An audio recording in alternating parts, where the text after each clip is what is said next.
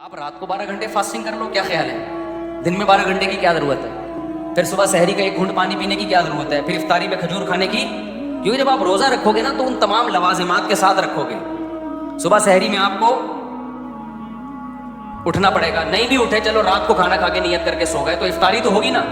اور دوسرا، آپ پر شریعت کا حکم لاگو ہوگا کہ عام فاسٹنگ جب آپ کر رہے ہوتے ہو خالی صحت کے لیے، اس میں بیچ میں آپ کی نیت خراب ہو گئی، آپ نے چائے پی لی، تو نہ گناہ ملے گا آپ کو اور نہ اس کی قضا واجب ہوگی آپ کے اوپر.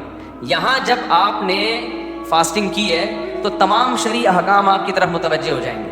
اب بیچ میں ڈاکٹر نے کہا کہ کوئی فائدہ نہیں ہے روزہ رکھنے کا، آپ کی تو پہلے ہی کولیسٹرول آپ میں ختم ہو چکا ہے، تو اب یہ کہہ کے آپ روزہ توڑو گے نہیں کہ چونکہ میں نے تو صحت کے لیے روزہ رکھا تھا، تو اب چونکہ اب کوئی ڈاکٹر کہہ رہے ہیں آپ فاسٹنگ توڑ دو، تو آپ کہو گے بھائی روزہ کیا ہے، وہ میرے لیے توڑنا بلا ضرورت جائز نہیں ہے، اس کو کمپلیٹ کرنا پڑے گا. دوسری بات یہ اگر توڑ دیا تو بعد میں قضا رکھنی پڑے گی. تو اس سے پتہ چلتا ہے کہ آپ کے پاس صحت بنانے کے 2 آپشن تھے، ایک روزہ رکھے اور ایک روزہ رکھے بغیر. آپ نے کہا روزہ چونکہ عبادت ہے تو چلو اس بہانے عبادت کر لو، تو ایک اچھے راستے کا انتخاب یہ بھی کیا ہے، نیکی ہے. نہیں آئی کھوپڑی شریف میں بات، بھئی یہ بھی تو ایک نیکی ہے نا. اس کی مثال ایسے ہے، نبی صلی اللہ علیہ وسلم نے فرمایا کوئی شخص اپنی زوجہ سے اپنی خواہش پوری کرتا ہے اس پہ بھی ثواب ملتا ہے. صحابہ نے کہا یا رسول اللہ وہ تو اپنی خواہش کے لیے کر رہا ہے، تو آپ نے فرمایا وہ غلط طریقے سے بھی تو خواہش پوری کر سکتا تھا نا زنا کر کے. اس نے خواہش کے لیے 2 آپشن تھے اس کے پاس. آسان آپشن زنا تھا. آسان آپشن کیا تھا؟ کوئی خرچہ نہیں ہوتا، 1 دفعہ کا ہوتا ہے. یہاں آپشن کیا ہے، پورا سسرال جہیز میں مل رہا ہے آپ کو. کیا خیال ہے بھائی؟ مل گیا، بلکہ پروگرام بڑھ گیا، برباد ہو گیا، سالے ملے، زندگی کی ٹینشن.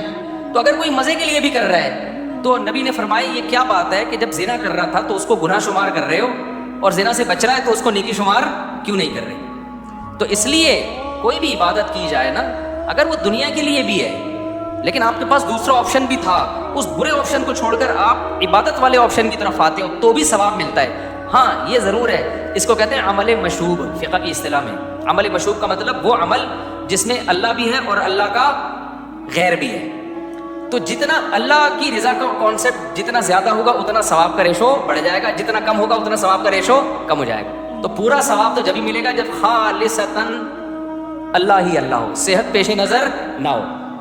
لیکن ایسا نہیں ہے کہ آپ صحت کے لیے رکھ رہے ہو تو ہے تو چونکہ روزہ ہی نہ، وہ پورا روزہ کے شرعی احکام تو آ گئے نا آپ کی طرف، تو ثواب بہرحال روزے کا پھر بھی ملے. اس کی ایک اور آسان مثال دیتا ہوں. دیکھو ایک آدمی کو بزنس کرنے جانا ہے سعودی عرب، صحیح ہے نا، سعودی عرب اس نے بزنس کرنے جانا ہے رمضان میں. مکہ میں اس کی ٹریڈنگ چل رہی ہے، کسی تاجر سے ملنا ہے. اس نے سوچا یار جانا تو ہے ہی، تو شوال میں جانا ہے فرض کرو، تو کیوں نہ ہم ذی الحجہ میں چلے جائیں، اس بہانے حج بھی ہو جائے گا. تو ذی قعدہ میں جانا تھا، شوال میں نہیں، ذی قعدہ میں جانا تھا. تو ذی قعدہ کے بجائے اس نے میٹنگ کا ٹائم کیا دے دیا، ذی الحجہ کا، کہ یار جب جا ہی رہے ہیں، جا تو بزنس ہی کے لیے رہا ہے نا، لیکن ذی قعدہ میں بھی تو جا سکتا تھا.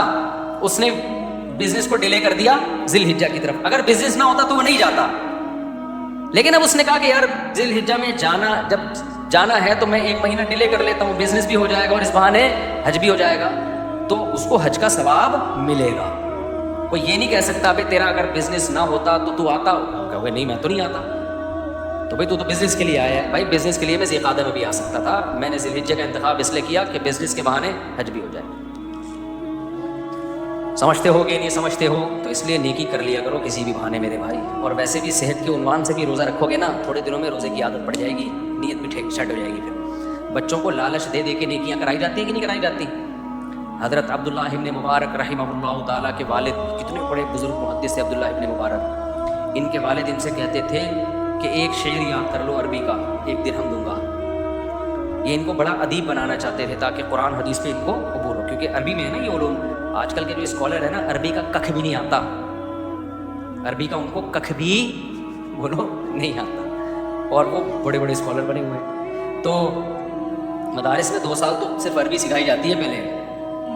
تو عبداللہ بن مبارک کے والد چاہتے تھے میرا بیٹا ادیب عربی میں عبور حاصل ہو تاکہ وہ قرآن و سنت کو اچھی طرح سے سمجھ سکے. تو اب بچوں کو لالچ دی جاتی تھی کہ 1 درہم دوں گا، 1 شعر یاد کر لو. اب عبداللہ بن مبارک کس چکر میں شعر یاد کر رہے تھے؟ پیسوں کے لیے. تو ثواب تو بڑھ گیا نا، کیا خیال؟ لیکن ابا نے کیا سوچا، ابے کسی بھی بہانے بھائی تو کر لے، جب قرآن جب آئے گا نا، جب عربی آئے گی اور حدیثوں کا مطلب سمجھ میں آئے گا تو اخلاص بھی خود بخود پیدا ہو جائے گا. اسی وجہ سے عبداللہ بن مبارک فرماتے ہیں کہ میں نے علم دنیا کے لیے حاصل کیا، لیکن علم نے میرے دل سے دنیا نکال دی. نہیں ہے بات. جب حاصل ہوا تو مجھے لگا کہ یہ دنیا دل لگانے کی جگہ نہیں ہے. کہہ رہے نیت تو شروع میں ابا پیسے دے کے شعریات کرواتے تھے نا، تو اس چکر میں شعریات کرتے تھے کہ پیسے ملیں گے، چیز کھائیں گے بازار سے لے کے، کوئی بھی اس زمانے میں کوئی بھی گول گپے یا کوئی بھی چیز ہوتی ہوگی اس زمانے کا، گولا گھنٹا جو بھی اس زمانے میں ہوتا ہوگا. یہ نہیں ہوتا تھا تبھی تو اتنے بڑے بن گئے. اگر گولے گھنٹے کھاتے تو کام ملتے ہو. خیر، تو کہتے ہیں ہم نے دنیا کے لیے کیا، لیکن جب علم آیا نا تو علم ہی نے ہمیں سمجھایا کہ یہ دنیا کے لیے حاصل کرنے کی چیز نہیں ہے، یہ تو اللہ سے ملاتی ہے. تو اس علم میں ہی اخلاص پیدا کر دیا. سمجھتے ہو کہ نہیں سمجھتے ہو؟ تو اس لیے بھائی نیکی کرو، نیت کو ٹھیک کرنے کی کوشش کرو. اپنی نیت کے چکر میں عمل نہ چھوڑو. آج کل جو صوفی بنتے ہیں نا، وہ کیا کرتے ہیں، پہلے نیک عمل نہیں ہو رہا ہوتا ان سے، پھر جب نیک عمل کرتے ہیں شیطان آ کے وسوسے ڈالتا ہے. ابے تو اس چکر میں یہ کام کر رہا ہے، ابے تو تہجد اس لیے پڑھ رہا ہے کہ تیرا رشتہ نہیں ہو رہا، اس چکر میں تو دعائیں مانگ رہے تھے. ابے بھائی کسی بھی چکر میں، چرس پینے سے پہلے کچھ سوچتے ہو کہ کس چکر میں پی رہا ہوں، لگایا چھٹا اور عادت خراب. تو اچھی عادت ڈالنے کے لیے، اپنے آپ کو موٹیویٹ کرنے کے لیے جو بھی ہو رہا ہے نا، سرے 10 عمل کی عادت ڈالو. عادت پڑ جائے گی، پھر نیتیں ٹھیک کرتے رہو بیٹھ کے. نہیں آئی میرا خیال ہے، عادت پڑ جائے ایک دفعہ، نیتیں بھی ٹھیک ہوتی نہیں. نیت کا ٹھیک کرنا آسان ہے، نیت صحیح ہو، عادت ڈالنا بڑا مشکل ہے. دیکھو نیتیں کتنی اچھی ہیں، میں حج کروں گا اللہ کے لیے، کر لو. کر لے گا کیا؟ خالی کرنے سے تھوڑی ہوتا ہے، کرے گا تو پتہ چلے گا. پہلے مرے گا، بعد میں جنت میں جائے گا. جنت میں جانے کی سب کی نیت ہوتی ہے. ایک مولوی صاحب بار بار دعا مانگتے تھے، اللہ مجھے شہادت دے دے. کسی نے مولوی صاحب تو بھی میدان جہاد میں تو جاتے ہوئے دیکھا نہیں، کوئی حلوے میں بم رکھ کے تھوڑی دے گا آپ کو. تو کسی بھی طرح سے نا اچھے عمل کی عادت ہوتی ہے، ڈال دو یار، اپنے آپ کو موٹیویٹ کیا کرو. اور میں تو اپنی بات بتاؤں، میں اپنے آپ کو اچھے عمل پہ موٹیویٹ کرنے کے لیے آخرت کے ساتھ دنیا کا بھی بہت سہارا لیتا ہوں. دنیا کا بھی بہت، کیا یار عادت پڑے عمل کی. اب جیسے صبح کبھی، آج بھی میں نے ایکسرسائز کی نا، ایکسرسائز کرتے ہوئے نیت یہ ہوتی ہے بھائی، نیت یہ ہوتی ہے میری کہ یار صحت اچھی ہوگی، گھر والوں کے حقوق ادا ہوں گے، انسان خوش مزاج ہوتا ہے، لوگوں سے ملتا ہے، اس پہ ثواب ملتا ہے نا. تو میں سمجھتا ہوں مجھے دوڑنے کے ہر چکر پہ کیا ملتا ہے، ثواب ملتا ہے. تو شیطان بیچ میں کہتا ہے بیٹا اتنا بھی نیک نہیں ہے تو اس لیے بھی کر رہا ہے تاکہ دنیا کی لذتیں بھی حاصل ہو. تو میں کہتا ہوں، میں شیطان سے ہاں ہوں، تو تیرے کو کیا تکلیف ہو رہی ہے؟ کیونکہ اس چکر میں نا شیطان روکتا ہے پھر کہ نہیں کرو جاگنگ، نہیں کرو، جم نہیں جاؤ، کہ تیری نیت میں کھوٹ آ رہا ہے، تو دنیا کے لیے کر رہا ہے. تو بھائی میں جانوں اللہ جانے، تو شیطان تیرے کو کیا پیٹ میں کیوں رو رہا ہے؟ کیا خیال ہے بھائی؟ صحیح ہے، کر رہے ہیں بھلے تو اچھا عمل ہے نا. کیونکہ جب کسی بھی نیت سے اچھا عمل ہو جائے گا نا، اس کی فائدہ آخرت کو بھی ہوگا اس میں. اب دیکھو اگر ہماری دنیا کی بھی نیت ہو کہ یار میری صحت اس لیے اچھی ہو تاکہ میں پراٹھے اسی طرح کھاتا رہوں صبح، ویسے ہی کو بہت بری نیت ہے، اتنی بھی بری نیت نہ کریں آپ. لیکن فرض کر لو کہ میں دنیا کی لذتوں سے فائدہ اٹھاتا رہوں، یہ بھی نیت ہو. جب صحت اچھی ہوگی تو فائدہ آخرت کو بھی بہرحال ہوگا، آخرت میں بھی فائدہ ہو. کیونکہ آپ نماز میں دل لگے گا آپ کا، آپ تراویح پڑھ سکو گے، آپ تہجد پڑھ سکو گے، آپ حج کر سکو گے. آپ بیانات 2-2 گھنٹے کے جو میں بیان کرتا ہوں، 2.5-2.5 3-3 گھنٹے کے بھی میرے بیانات ہوئے ہیں، ایک دن میں 2 بیانات بھی ہوئے ہیں. اگر یہ صحت نہ ہوتی تو بے ہوش ہو کے گر جاتا بھائی میں. تو اس کا فائدہ آخرت کو فائدہ ہو گیا کہ نہیں؟ تو نیت کرو اچھی، لیکن اگر اس میں بیچ میں دنیا کی نیت آ رہی ہے تو اس کی وجہ سے عمل مت چھوڑو. یہ میں کہنا چاہتا ہوں، عمل مت چھوڑو، آنے دو، وسوسے آنے دو. شیطان ہر طرح سے عمل سے روکنے کی کوشش کرتا ہے. میں جب بیانات کا سلسلہ میں نے شروع کیا نا، میں نے تو بہت پہلے بیانات کا سلسلہ شروع کیا. میں جاتا تھا مجھے بیان کرنے میں مزہ بالکل نہیں آتا، یہ ذہن میں رکھو. بعض لوگوں کو شوق ہوتا ہے بیان کا، مجھے شوق شروع سے ہی نہیں ہے. ایک دفعہ ہم مسجد میں پہنچے بیان کرنے کے لیے، تو میری جگہ کوئی اور پہلے شروع کر دیا انہوں نے، تو میں تھوڑا لیٹ ہو گیا تھا. تو اب وہ صاحب کا دل چاہ رہا تھا بیان کرنے کا، ان کو بڑا غصہ آیا کہ یہ کیوں آ گیا. میں نے کہا بھائی جان میں تو بڑا خوش ہو گیا ہوں کہ آپ کو بٹھا دیا یار، ہمیں تو سکون ملے گا. تو الحمدللہ مجھے شوق نہیں ہے. تو میں نے کیا کیا کہ اپنے استاد سے کہا کہ بھائی مجھے نا بیان کا شوق نہیں ہے، حالانکہ یہ ہونا چاہیے، یعنی لوگوں کی اصلاح کی فکر ہونی چاہیے نا. تو جذبہ نہیں ہے میرے اندر، اور وہ تو مجھے لگ رہا ہے مجھے تو ثواب ہی نہیں مل رہا، میں اپنے خام میں اپنے گلا پھاڑ کے ضائع کر رہا ہوں، تو میں کیا کروں. انہوں نے بولا یہ شیطان ہے جو الو بنا رہا ہے کام سے روکنے کے. کام کو فوکس کرو. کام یہ ہے کہ لوگوں کے عقیدے بھی خراب ہو رہے ہیں، لوگ گمراہ بھی ہو رہے ہیں، لوگ زنا میں پڑ رہے ہیں. بھائی ڈیوٹی پوری کرو. اخلاص کے چکر میں نا عمل کو مت چھوڑو، اخلاص پیدا ہو جائے گا. اور اخلاص ہوتا ہے، بعض دفعہ ہمیں لگ رہا ہوتا ہے کہ نہیں، حقیقت میں ہوتا ہے. سمجھ میں آ رہی ہے بات کہ نہیں آ رہی ہے؟ بات ہوتا ہے. شیطان نے بہت بڑی فلم ہے، حقیقت بتا رہا ہوں آپ کو، بہت بڑی فلم ہے، وسوسے ڈالتا ہے وہ، کہہ رہے تمہارا تو یہ عمل ضائع ہو رہا ہے، تمہیں تو ثواب ہی نہیں مل رہا. انہوں نے کہا شکر کرنا سیکھو.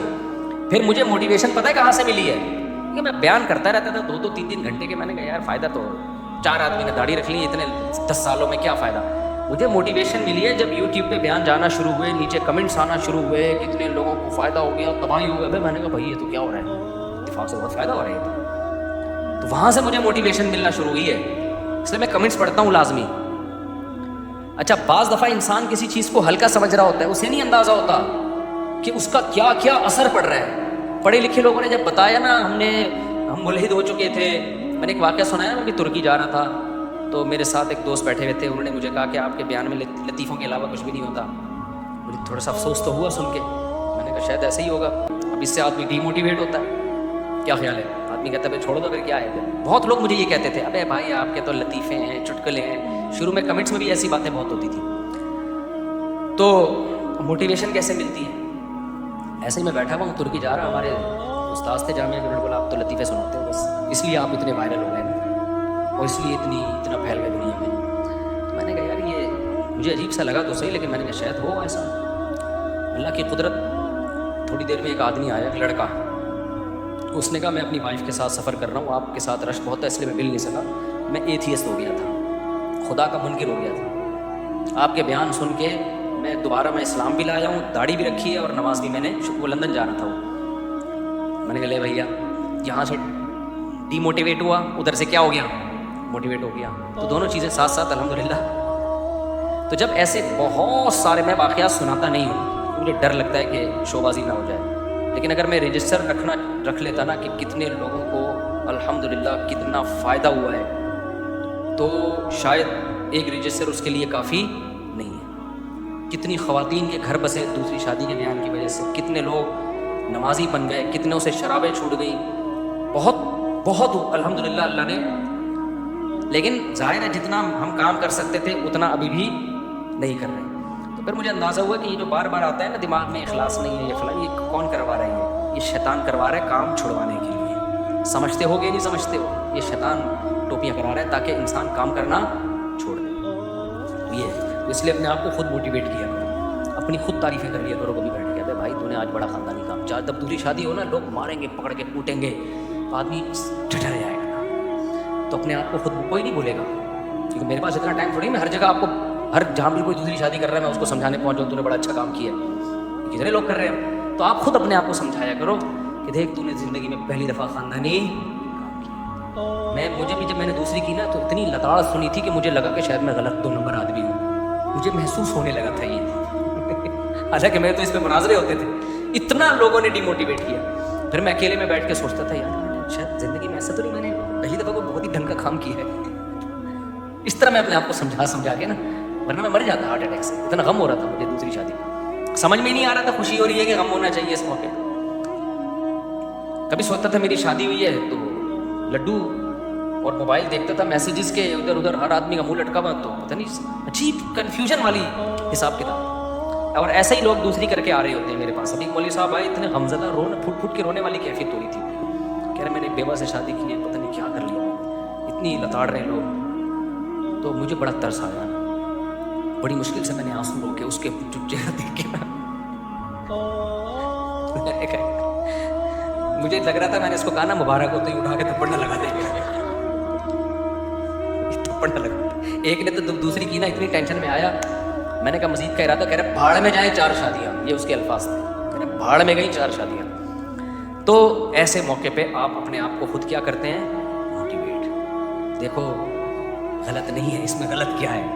بہرحال یہ بڑی لمبی کہانی ہے، کبھی آپ کر کے آئیں تو پھر میں انشاءاللہ آپ کو تھپکی دوں گا. تو میں نے اس مولوی صاحب سے کہا، میں نے کہا یار، کہہ رہے مجھے لگ رہا ہے میں کوئی گنہگار ہوں، میں نے غلط کیا ہے. حالانکہ بیوہ سے اس کے یتیم بچے بھی پال رہا ہے یار. کہہ رہے مجھے لگ رہا ہے میں غلط کیا. واقعی اس کو لگ رہا تھا، اس کے چہرے سے لگ رہا تھا یہ شرمندہ ہے. تو میں نے ان سے کہا، میں نے کہا اللہ کی قسم شاید زندگی میں آپ نے اگر کوئی نیکی کی ہے نا تو پہلی دفعہ یہ ایک نیکی کا کام کیا ہے. میں نے کہا اس پہ گھبرانا بالکل بھی آپ نے نہیں ہے. ایک ہی کام کیا ہے آپ نے اور اسی پہ آپ کو شرمندگی ہو رہی ہے. میں نے کہا نماز تو سارے مولوی پڑھتے ہیں یار، داڑھی والے. آپ نے بھی ٹوپی پہن کے کون سا؟ میں پگڑی پہنتا ہوں. آپ خالی ٹوپی پہنتے ہو، میں کیا پہنتا ہوں؟ پگڑی. یہ کام تو بہت سے لوگ کر رہے ہیں دنیا میں. یہ کام خاندانی کیا, ایک عورت کو برائی سے بچا لیا, اس کو شیلٹر دے دیا, پہلی دفعہ خاندانی کام کیا ہے, تو کہہ رہے کہ پھر جو اتنے غم. میں نے کہا یار گریبان کھولو اور بائک یا گاڑی اگر چلاتے ہو نا, اس کو پیچھے لکھو موسٹ وانٹیڈ. میں نے کہا اس کو انجوائے کرو, انجوائے. میں نے کہا دیکھو جو محلے کے بدماش ہوتے ہیں نا, یہ جو بڑے بڑے ڈکیت نہیں ہوتے, جب یہ جیلوں میں جاتے ہیں ان کی آپس میں ملاقاتیں ہوتی ہیں, یہ سارے جرم کر کے ان کو پھانسیوں کی سزائیں ہوتی ہیں. یہ ایک دوسرے سے پوچھتے ہیں تو نے کیا کیا, کہہ رہا میں نے 10 بندے مارے گئے. جا تو نے کیا کیا, 11 12 15 100 ایسے تاؤ دے رہے ہوتے, تو نے کیا کیا ہے, تو بتا اسمگلنگ میں کیا بیچتا تھا. بھائی چرس آتا ہے 2 ٹکے کا اسمگلر, ہم آئس بیچتے تھے, ہم جو ہے نا ہیروئن کی اسمگلنگ کرتے ہیں. تو یہ برائی پہ اتنا فخر کرتے ہیں. تو آپ نے زندگی میں ایک ڈھنگ کا کام کیا, موسٹ وانٹیڈ لکھو اپنی بائک کے پیچھے. بول رہا جس نے جو اکھاڑنا ہے اکھاڑ, ایسی کی ایسی. اتنا خوش ہو گیا نا وہ بندہ, خوش ہو گیا, جو لگا یہ مرنے سے کم از کم بچ جائے گا. لیکن اگلے دن پھر وہی کیفیت ہو جاتی ہے دوبارہ. یہ تجربہ ہے میرا. تھوڑی دیر کے لیے ایک ملتا ہے سکون, کہتا ہے ایسی کی تیسی, پھر اگلے دن پھر وہی ٹھس. تو اپنے آپ کو خود موٹیویٹ کیا. جب رمضان گزرتا ہے, آخری بات کر کے بس میں ختم کرتا ہوں, یہ پھر سوالات اتوار کو دیں. رمضان جب ہوتا ہے نا, رمضان آپ کہو گے مولوی صاحب کیسی باتیں کر رہے ہیں, ہم تو ان سے یہ توقع نہیں رکھتے تھے, لیکن بھائی ہم تو کمزور لوگ ہیں. رمضان کے جب 29 یا 30 روزے گزرتے ہیں, سب لوگ ہی روزے رکھتے ہیں, میں کوئی اکیلا تو نہیں ہوں نا روزے رکھنے والا. تراویح سبھی پڑھتے ہیں, ہم کوئی اکیلے تو نہیں ہیں. قرآن رمضان میں سبھی ختم کرتے ہیں, ہم کوئی اکیلے تو نہیں ہیں. لیکن خدا کی قسم میں بہت خوش ہوتا ہوں جب رمضان گزرتا ہے نا. میں اللہ سے کہتا ہوں اللہ یہ تو سارے بہت نیک لوگ ہیں, ان کا رمضان روزے رکھ لیے, یہ تو ہوں گے بہت نیک. میں تو بڑا کمزور ہوں, میرے میں تو ہمت نہیں ہے کہ عام دنوں میں 30 روزے کنٹینیو رکھ لوں. رکھے جاتے ہیں نفلی روزہ, آدمی سوچتا ہے پھر کرتا ہے چلو کل رکھیں گے, چلو پرسوں رکھیں گے. رکھ لیتا ہے تو 1 رکھ لے گا, 2 رکھ لے گا, بہت زیادہ 10 رکھ لے گا. اے اللہ میں تو بڑا نالائق ہوں, میں نے تو بڑا تیر مارا ہے 30 روزے رکھے. یہ کس کو, اپنے آپ کو موٹیویٹ کرنے کے لیے. بھائی ایک نعمت ملی ہے, شکر ادا کرو یار. ہم ورنہ آسان ہے یار, کتنا بڑا اللہ کا کرم ہو گیا, اللہ نے ہم پہ فرض کر دیے. آپشنل رکھتا تو میرے بھائی میں اور آپ اتنی بڑی نیکی, اللہ آپشن دے دیتا نا کہ بھائی تو رکھنا چاہے تو رکھ لے, نہیں تو چھوڑ دے. تو ہم کہاں رکھ لیتے بھائی, اللہ نے کہا فرض ہے تمہیں رکھنے پڑیں گے. اتنا بڑا احسان ہو گیا اللہ کا ہم پہ کہ ہم سے 30 روزے لگاتار اس نے رکھوا لیے, اور تراویح پڑھوا لی اس نے, ہم سے قرآن ختم کروا لیا ہم سے. تو میں تو بڑا خوش ہوتا ہوں. میں کہتا ہوں بھائی ہم تو بڑے نالائق ہیں, لیکن مجھے اللہ نے بڑا نوازا کہ 30 روزے رکھنے کی اللہ نے توفیق دی. اسی وجہ سے جب چاند گزرتا ہے تو لوگ رو رہے ہوتے ہیں, ہائے ہائے رمضان جا رہا ہے. ہم خوش ہوتے ہیں کہ یار اللہ میاں نے 30 روزے رکھوا کے اب ہمیں چھٹی دے دی, اب کھاؤ پیو. تو جب اللہ چھٹی دے دے گا ہم چھٹی پہ خوش ہوں گے, جب رب روزہ کہے گا تو ہم کیا رکھیں گے. کیا ہو گیا بھائی جان, بھائی عید کی خوشی ہے تو جو اللہ کہہ رہا ہے وہ کرو. اللہ کہہ رہا ہے عید کو خوشی مناؤ, تو پھر کیا ہے, پھر خوشی ہے. اور خوشی کس بات کی ہے کہ اللہ نے تمہیں 30 روزے رکھنے کی توفیق دی. جو فرض تھا وہ ادا ہو گیا, اب وہ فرض تم نے ذمہ داری پوری کر لی. مزدور کو میں نے دیکھا ہے جب صبح سے لے کے شام تک دہاڑی کرتا ہے نا, اس کو پتا ہے میری ڈیوٹی پوری ہو گئی, اب مجھے دہاڑی ملے گی. غمزدہ ہوتا ہے یا خوش ہوتا ہے؟ لوگ سعودی عرب سے چھٹی پہ آ رہے ہوتے ہیں یار, سیلری لے کے, تنخواہ لے کے, پوری ڈیوٹی ہم نے کمپنی کا جو کانٹریکٹ تھا کمپلیٹ ہو گیا, جتنے لاکھ ملنے تھے مل گئے, اب کیا ہے چھٹی. تو خوشی خوشی آتے ہیں, بھاڑے مار مار کے رو رہے ہوتے ہیں. تو ایسے ہی رمضان میں اللہ نے کہا کہ بھائی پورے سال میں کھلاتا پلاتا ہوں, اب 1 مہینہ میرے لیے بھوکا پیاسا رہنا ہے. تو اللہ ہمیں رکھوا لیتا ہے, ہم تو بھائی اس پہ کیا ہوتے ہیں, خوش ہوتے ہیں. اور ہم اللہ سے کہتے ہیں اللہ ٹھیک ہے ہماری زندگی خطاؤں سے بھری ہوئی ہے, جہاں ان خطاؤں پہ ہمیں افسوس ہوتا ہے تو جو نیکی کے کام ہوتے ہیں ان پہ خوشی بھی تو ہونی چاہیے کہ نہیں ہونی چاہیے. اب عجیب بات ہے, گناہوں پہ غم تو ہو رہا ہے, نیکیوں پہ خوشی نہیں ہو رہی, تو یہ آدھا کام ہو رہا ہے, آدھا یہ خطرناک ہے, اس سے مایوسی پیدا ہوگی. تو جہاں نیکی سے خوشی, گناہوں پہ غم ہونا ضروری ہے, وہاں نیکی پہ خوشی ہونا بھی ضروری ہے. یہ ایمان کی علامت ہے. اگر نیکی پہ خوشی نہیں ہو رہی, صرف گناہوں پہ غم ہے, اس سے مایوسی آئے گی. اس سے جو تھوڑی بہت نیکیاں کر رہے ہو وہ بھی مارکیٹ سے کیا ہو جائیں گی, شارٹ. اور یہ بھی غلط ہے کہ نیکی پہ خوشی ہو گناہ پہ غم نہ ہو, یہ بھی غلط ہے. بعض لوگوں کو نیکی پہ خوشی ہوتی ہے, گناہ پہ غم نہیں ہوتا, یہ بھی غلط ہے. گناہ کر کے غم ہو اور نیکی کر کے راحت ملے, خوشی ملے, تو اس سے انسان کو فائدہ ہوتا ہے. اللہ بھی چاہتے ہیں کہ تم نیکی کر کے خوش ہوا کرو اور گناہ کر کے غم زدہ ہوا کرو. تو بچوں کو بھی جب بعض ماں باپ کیا کرتے ہیں, بچوں کے ساتھ بڑی زیادتی کرتے ہیں, ان کے غلط کاموں پہ ٹوکتے تو رہتے ہیں, اچھے کام پہ تعریف نہیں کرتے کبھی. بہت خطرناک ہے, آپ بچے کو باغی بنا رہے ہو.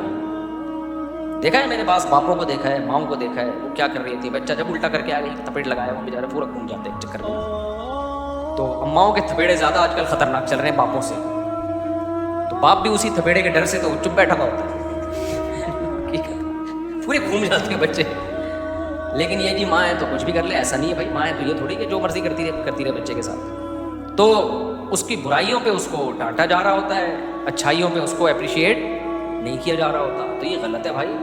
नबी सल्लल्लाहु अलैहि वसल्लम से हमें दोनों चीज़ें मिलती हैं। और ये जो है ना कि किसी के मुंह पे तारीफ़ नहीं करनी चाहिए, ये वो वाली तारीफ़ है जो मक्खन लगाने के लिए हो या जिससे सामने वाले के बिगड़ने का अंदेशा हो।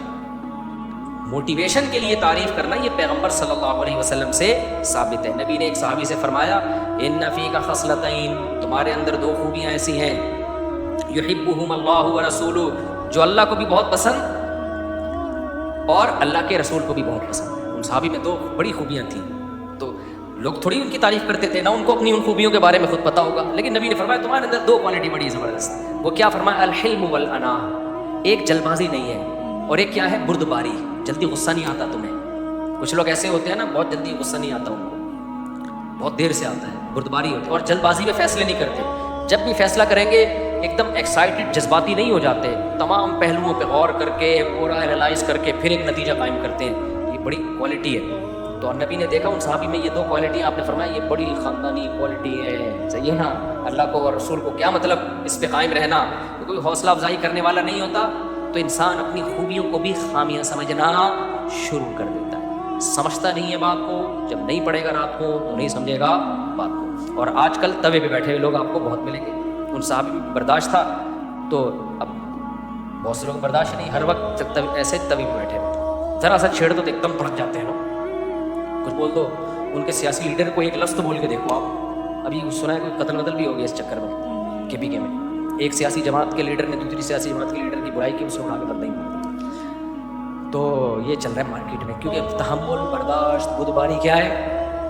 ख़त्म चल रही है। तो किसी में कोई खूबी हो ना तो वो भी बता देनी चाहिए, खामी हो तो एतदाल से वो भी बताना ज़रूरी है, वरना अपनी खूबियाँ सुन सुन के इंसान चौड़े में आ जाए। खामी हो तो वो भी एतदाल के साथ। मेरी खामी में ऑस्ट्रेलिया में था, तो एक मैं जा रहा हूँ थोड़ा सा व्लॉग बना, एक खातून आई पर्दे में थी। उन्होंने कहा आपसे मुझे 2 मिनट की बात करनी होगी, हस्बैंड भी साथ में थे। मैंने कहा साथियों का कहा थोड़ा आगे, कह रही पर्सनल की बात साइड पे होगी। कहती हैं आपके अंदर 2 बुराइयाँ बहुत बुरी हैं मुफ्ती साहब। मैंने कहा जी। एक आप मिंबर पे हंसाते हैं, ये बिल्कुल भी मुनासिब, और एक इस तरह के लतीफ़े सुनाते हैं मुझे, क्योंकि मैं तो 22 दिन से तारीफ़ें ही सुन रहा था। मुफ्ती साहब आइए, सेल्फी, आपका बयान सुन के मैं मुसलमान हो गया, आपका बयान सुन के मैंने दाढ़ी रख ली।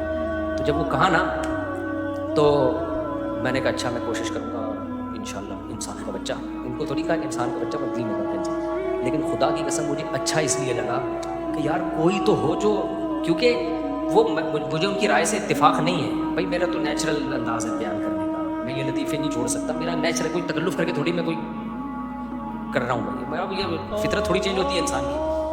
लेकिन मुझे ये लगा कि यार अगर सब तारीफ़ें करते रहे ना, कोई आपके मुंह पे आपकी बुराई ना करे, आप तो वैसे ही तबाह हो जाते हो। कोई तो हो ना जिसने मुझे टोक दिया, तो मुझे थोड़ा सा अंदर फीलिंग भी हुई, थोड़ा सा धुआं भी महसूस हुआ मुझे, ठीक है ना। इससे इंसान कम से कम मुझ में अपनी बुराई सुनने की बर्दाश्त तो पैदा होगी ना। उस खातून की राय से मैं अगर मुत्तफिक नहीं भी हूं, तो कम से कम कोई और जब करेगा तो उसको सुनूंगा तो सही ना। आज बड़ा मसला ये है कि आप किसी के को कह ही नहीं सकते कि आपके अंदर ये गलती है, तो वो एकदम ऐसा जज्बाती हो जाएगा, मुझे झाग निकलना शुरू हो जाएगा। भाई तुझ में और फिरौन में कोई फर्क बोलो नहीं है, इतना भी गुस्सा आ रहा है। ये गुस्सा इसकी अलामत है कि आपने अपने बारे में फ़र्ज़ कर लिया कि मेरे अंदर कोई ख़राबी हो ही नहीं सकती। ये फ़र्ज़ करना ही गलत है। हमारे एक जानने वाले ना बात तो बहुत गुस्सा होते थे, वो मौलवी साहब, और किसी सिलसिले के बुजुर्ग भी थे। वो पता नहीं हर वक्त तवे पे बैठे रहते थे, वो जवान आदमी थे।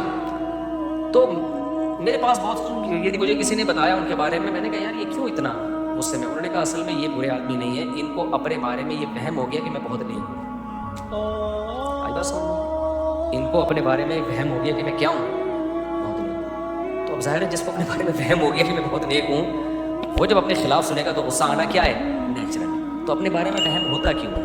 बोलो भाई हम तुम्हारे जैसे नॉर्मल हैं, हम कोई बहुत बड़ी पहुंची हुई फिल्म नहीं। मैंने कभी अपने घर के बारे में दावा किया कि मेरे घर में बहुत सुकून है और मैं 4 शादियां करके बहुत कामयाब लाइफ है, लोगों आ जाओ तुम भी इस रास्ते की तरफ? कभी मैंने दावा किया ये? کیونکہ میں نے دیکھا 2-3 شادیوں والے نا بتا رہے ہوتے ہیں ابے مفتی صاحب ہم نے تو ایسا رکھا ہے ماشاءاللہ بہنوں کی طرح رہتی ہیں, ہمارے گھر میں کوئی جھگڑا نہیں ہوتا اور یہ ہوتا ہے اور وہ ہوتا ہے فلانا. میں نے کہا بھائی آپ کیا آپ نے ریخ سے آئے ہوں گے, ہم تو بھائی نارمل یہاں انسانوں کی طرح کے کیا ہیں بولو انسان. لوگ مجھے کہتے ہیں آپ کی 4 شادیاں کامیاب ہو گئیں, تجربہ کیسا رہا؟ اب آپ بتاؤ 2 کرنی چاہیے, کامیاب ہو گئی. میں نے کہا کامیابی کا مفہوم کیا ہے آپ کے ذہن میں؟ کامیابی کا مفہوم اگر یہ ہے کہ کوئی کسی قسم کی ٹینشن ہی نہیں ہے, میں نے کہا یہ تو جنت نہیں ہوگی, یہ دنیا میں نہیں ہو سکتا, یہ نہیں ہو سکتا دنیا میں. اور اگر کامیابی کا یہ مفہوم ہے کہ میں کر کے پچھتا رہا ہوں, پچھتا نہیں رہا, تو وہ مانی میں پچھتا رہا ہوں چاہے جتنی بھی ٹینشن ہو. کیا خیال ہے جیسے کوئی ایک شادی کرے اور ٹینشن ہی ٹینشن ہو تو وہ کیا کہے گا بھائی یہ والی غلط ہو گئی, یہی کہے گا نا, یہ تھوڑی کہے گا کہ ایک شادی نہیں کرنی چاہیے. تو اگر کسی کی 4 شادیاں بھی غلط ہو گئی تو بھائی اس سے اسلام کا فلسفہ تھوڑی غلط ہو جائے گا, اس سے یہی ہوگا. تب یہ جو لوگوں کے یہاں طلاقیں ہوتی ہیں نا, میں ان سے بدگمان نہیں ہوتا. ابھی وہ شعیب ملک اور ثانیہ مرزا میں بھی طلاق ہوئی ہے نا, تو مجھے بہت لوگوں نے کہا کلپ بناؤ. آسٹریلیا میں تھا, میں نے کہا کیا کلپ بنائے, نارمل ہے بھائی, کبھی میاں بیوی میں بنتی ہے کبھی نہیں بنتی. تو جب بنتی ہے تو اکٹھے رہتے ہیں, نہیں بنتی تو طلاق ہو جاتی ہے. کون سا اتنا بڑا طوفان ہو گیا یار, اس کو اتنا میڈیا پہ اٹھانا کیوں جا رہا ہے؟ یہ میرا خیال بات سمجھ, اس کو ایسا ایمان کفر کا مسئلہ انڈیا پاکستان کی جنگ گویا ہو گئی ہے. ہم ثانیہ مرزا کے ساتھ ہیں, دوسرا کہہ رہا ہم شعیب ملک کے ساتھ ہیں. مجھ سے پوچھا, میں نے کہا میں کس دونوں کے ساتھ ہوں, کیا خیال ہے بھائی نہیں ہوئی. تو اب اس میں نہ شعیب ملک کا میں سمجھتا ہوں قصور ہے, نہ ثانیہ مرزا کا قصور. تو جب پتہ چلے گا جب دونوں کے گھنٹوں پوری تقریر سن کے فیصلہ کرے گا غلطی کس کی تھی. نارملی کیا ہے, بعض دفعہ دونوں کی غلطی نہیں ہوتی, پھر بھی نہیں بنتی دونوں میں, کیا ہے. دوسری بات یہ, اگر شعیب ملک غلط تھا یا ثانیہ ملک غلط تھی تو کرنا کیا, جب علیحدہ ہو گئے تو اب جو مرضی غلط تھا تو وہ جانے, اللہ جانے. کیا خیال ہے, یہ غلط صحیح کی بحث تو جب ہوگی جب دونوں میاں بیوی کے طور پہ رہ رہے ہوں. پھر ثانیہ مرزا مجھ سے, ثانیہ مرزا نام ہے, ثانیہ مرزا مجھ سے رابطہ کر کے کہتی شعیب ملک میرے حقوق ادا نہیں کر رہا. مجھ سے رابطہ نہیں کرتی تو پھر میں اس بحث میں نہیں پڑتا. مجھ سے کوئی کہتے شعیب ملک یہ کر رہا ہے, میں کہہ رہا بھائی وہ جو کر رہا ہے وہ اس کی بیوی جانے, اور ثانیہ مرزا جو کر رہی ہے وہ اس کا شوہر جانے. مجھ سے تھوڑی انہوں نے باپ بنا کے پوچھا ہے کہ ہم کون صحیح ہے کون غلط ہے. کتنی بھی کمپلین میاں بیوی کی آئے نا, بولو ان کا پرسنل معاملہ ہے. جب یہ ہمارے پاس فیصلہ لائیں گے پھر ہم فیصلہ کریں گے. جب تک میرے پاس نہیں ہے تو وہ میاں بیوی بھائی تو جو مرضی کرے, یہ ہمارا ہیڈک, بولو نا, ان کا پرسنل معاملہ ہے. ابھی ایک جھگڑا ہوا 2 تاجروں میں, بہت بڑا جھگڑا نا. ایک کہہ رہا ہے میں ایسا, وہ کہہ رہا ہے فلانا ویسا. میں چپ کر کے بیٹھا ہوں, ویسے بالکل انجوائے کر رہا ہوں ایسے بالکل ہے, کیونکہ میں ٹینشن کیوں لوں تمہارے جھگڑے کی, بھائی جھگڑا تمہارا ہے, میں ایک دم ٹینشن میں لوں تو غلط ہے تو غلط ہے. تو مجھے کہہ رہے آپ بتائیں کون صحیح ہے اس میں. میں نے کہا آپ لکھ کے دیں ریٹن میں نا کہ مفتی صاحب ہم دونوں کا جھگڑا ہے, آپ جو فیصلہ کریں گے نا پھر ہم اس کو مانیں گے. یہ لکھ کے دیں, پھر میں دوبارہ سے آپ کا جھگڑا سننا شروع کروں گا. ابھی تک تو میں نے اس کو, کیونکہ میرے اپنے غم کم ہیں, جو میں تمہارے غموں کو لے کے یار بیٹھا رہا ہوں. پیسیوں مسائل ہے میرے ساتھ. آج نا لوگوں کے پاس فارغ ٹائم بہت ہے. ثانیہ مرزا, شعیب ملک, اب ان کا پرسنل مسئلہ ہے. اگر وہ ثانیہ مرزا شعیب ملک پہ الزام لگا رہی ہے تو وہ بولو بھائی ہمیں نہیں پتا یہ الزام صحیح ہے غلط ہے. اگر صحیح بھی ہے غلط بھی ہے تو جب الگ ہی ہو گئے تو اب جو مرضی کرو بھائی, تو پروگرام بڑھ گیا, ٹھیک ہے نا. کیا ہو گیا, جب تھے تو اس وقت وہ, میں جلدی سے وہ تاجروں کا قصہ مکمل کر دوں تاکہ آپ کو پتہ چلے میں کیا کہنا چاہ رہا ہوں. میاں بیوی کے معاملات میں بھی ایسے ہی کیا کرو. تو جب وہ الزام لگایا نا وہ 2 تاجروں نے یوں ہے, میں نے کہا بھائی لکھ, اگر مجھ سے پوچھ رہے ہو نا کون صحیح ہے تو ریٹن میں دونوں لکھ کے دو, زبانی کلامی نہیں ہوگا تاکہ پیچھ مکر نہ سکو آپ, اور پورا پراپر وے میں لکھ کے دو جھگڑا کیا ہے. پھر اپنا فون نمبر بھی ڈالو, میں اس کو پہلے پراپر پڑھوں گا, سمجھوں گا, پھر کراس کویشچن کر کے اس کی تنقید کروں گا, اور پھر لیٹر پہ آپ نے لکھ کے دینا ہے کہ جو فیصلہ مفتی صاحب نے کیا ہم اس کو مانیں گے, ہمارے پاس فالتو ٹائم نہیں ہے. اس پورے پراپر وے سے کوئی میاں بیوی جھگڑا کر کے میرے پاس آئیں تو میں فیصلہ کروں گا اس میں شوہر صحیح ہے یا بیوی. جب تک نہیں آئیں گے تو بھائی الزام کی دنیا تو بہت بڑی ہے. بیوی شوہر پہ طلاق کے بعد تو الزامات ہی لگتے ہیں. طلاق کے بعد بیوی یہ تھوڑی کہے گی میرا شوہر بہت اچھا تھا, بلا وجہ طلاق دے دی مجھے اس کو, اور شوہر یہ تھوڑی کہے کہ میری بیوی بہت اچھی تھی لیکن پھر بھی میں نے چلتا کر دیا اس کو. ایسے تو مارکیٹ میں ہے ہی نہیں. تو میاں بیوی کے معاملات ہوں, یہ بزرگوں کے ہاں بھی طلاقیں ہو سکتی ہیں, مفتیوں, اللہ نہ کرے, ہمارے اللہ کا شکر ہے ہمارا گھر صحیح چل رہا ہے الحمدللہ. لیکن یہ کوئی اچھمبے کی چیز نہیں ہے کہ حضرت جی فلاں بزرگ تھے انہوں نے بیوی کو طلاق دے دی, لو اپنا گھر تو بسا نہیں سکتے, دوسروں کو مشورے دیتے ہیں. نہیں بھائی, یہ نیچرل ہے, یہ نارمل ہے. اگر عورت نہیں سنبھل رہی ہے تو شوہر نہیں سنبھال سکتا اس کو. دنیا میں کوئی مائی کا لال ایسا پیدا نہیں ہوا. ایک جھگڑا میرے پاس آیا, ایک بہت بڑے عالم تھے, بزرگ تھے, ان کا اپنی بیوی سے جھگڑا, نوجوان عالم تھے, بہت بڑے تو نہیں کہنا چاہیے لیکن اچھے سنجیدہ عالم تھے اور تقویٰ تھا ان میں. ان کا جھگڑا چل رہا تھا بیوی سے, 2-3 دفعہ علیحدگی کی بات ہوئی. تو لڑکی کے ابا نے مجھ سے کہا کہ میں اس شرط پہ اپنی بیٹی کو بھیجوں گا, یہ گارنٹی لے کہ جو ہے جیسی ہے یہ برداشت کرے گا. تو میں نے کہا دیکھیں یہ بات تو میں نہیں کر سکتا اس سے کہ گارنٹی لے, تو کیونکہ جو ہے جیسی ہے کہ اس کا مطلب تو بہت مفہوم بہت وسیع ہو جائے گا نا, تو کچھ بھی کرتی رہے بیٹھ کے, کہیں نہ کہیں کسی کو پابند ہونا پڑے گا. میں نے کہا یہ تو مطالبہ ہی غلط ہے آپ کا, اس کو بھی کچھ شرائط اور اس کو بھی کچھ شرائط پہ آنا پڑے گا. نہ ہم عورت کو یہ مشورہ دیں گے کہ میاں جو ہے جیسا ہے برداشت ہی کرنا ہے, نہ ہم مرد کو مشورہ دیں گے کہ جو ہے جیسی ہے. یہ کہنے کی باتیں ہوتی ہیں, پریکٹیکل لائف میں اس کا وجود نہیں ہوتا. تو اس لیے گھروں میں بھائی ہم تو کبھی الٹا کو ہم نے دعویٰ ہی نہیں کیا کہ جو ہے نا وہ پتہ نہیں کون سی دنیا میں بھائی جب 2 شادیاں ہوتی ہیں طلاق کے چانسز کم ہونے کے بجائے بڑھتے ہیں, اس 3 میں اور بڑھتے ہیں, 4 میں اور بڑھتے ہیں. سمجھتے ہو جھگڑوں کا امکان میرے نہیں ہے الحمدللہ, اللہ کا فضل ہے, لیکن بڑھ سکتے ہیں.